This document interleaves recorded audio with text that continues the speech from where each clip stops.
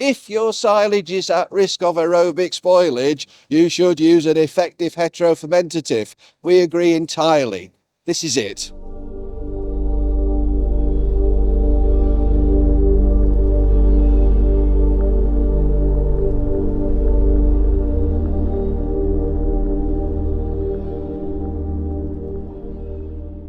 How simply can you describe the difference between homofermentative and heterofermentative organisms?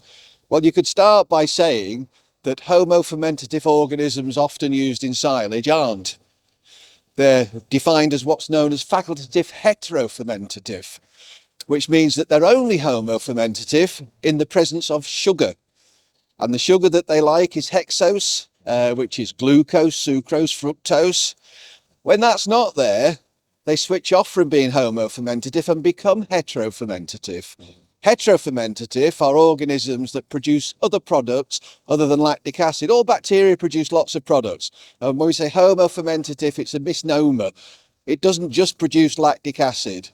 It produces other things. Predominantly, its conversion of sugar is to lactic acid.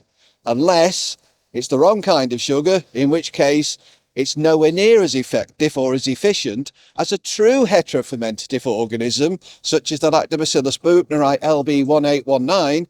That organism reduces dry matter loss, produces a small amount of acetic acid within 48 hours of ensiling.